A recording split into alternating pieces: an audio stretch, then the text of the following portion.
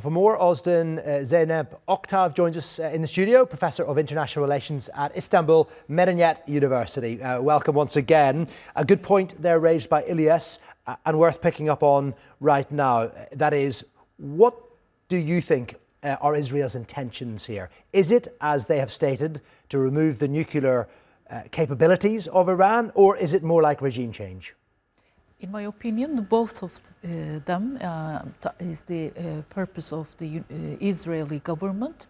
But I think there is no any exact precise plan for the future. I mean, no end for the escalating war, no plan, and no plan for the post-Islamic regime period in Iran.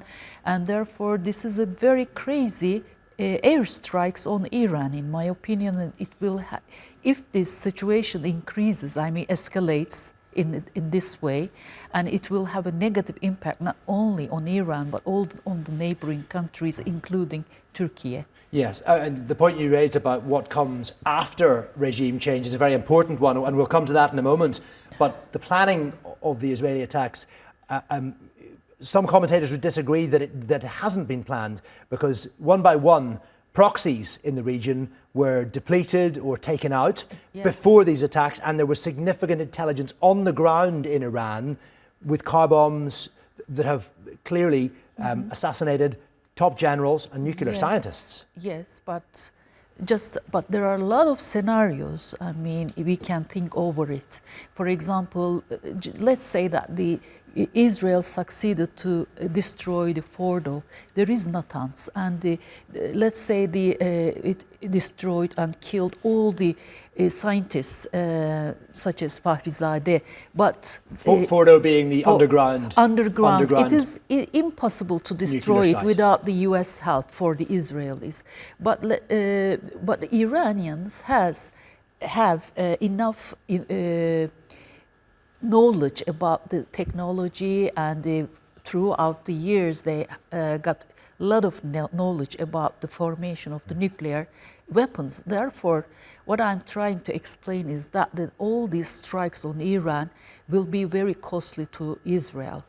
And also, this is very pessimistic again, but also it will be very costly to both Gulf region and Turkey and other Middle East countries. And as far as I see and I read from the news, that the United States also is under a heavy pressure to be dragged into the war. And this is a big pressure on Trump as well, because Trump just declared that he would be a global peacemaker during his presidency, but now just the reverse is happening, and therefore I'm saying he's under a heavy pressure between MAGA and Netanyahu's declarations that Netanyahu says that I understand America first, but I don't understand America that, or etc. But these are very interesting developments, and I hope it will be finalized in a very short period of time.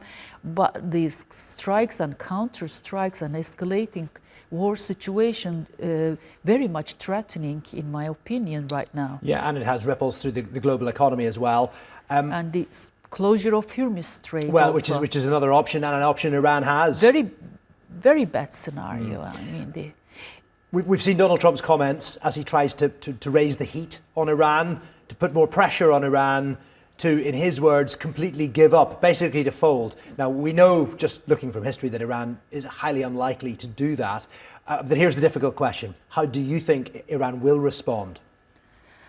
If the war escalates and Iran persistently bombs Iran, the closure of Hormuz Strait also is very possible. I mean, probably they will close it because it will be to the benefit of Russia.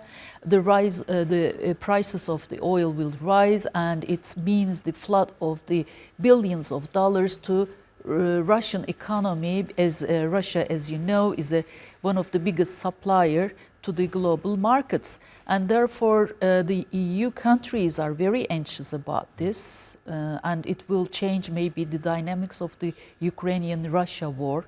Also, this is another interesting probable development we can face in the near future. Yeah, very much. And we know that Vladimir Putin is watching it very carefully indeed. Yeah. Ozden, thank you very much indeed once again for joining us in the studio. Thank Appreciate you coming in and giving us your analysis. Thank you.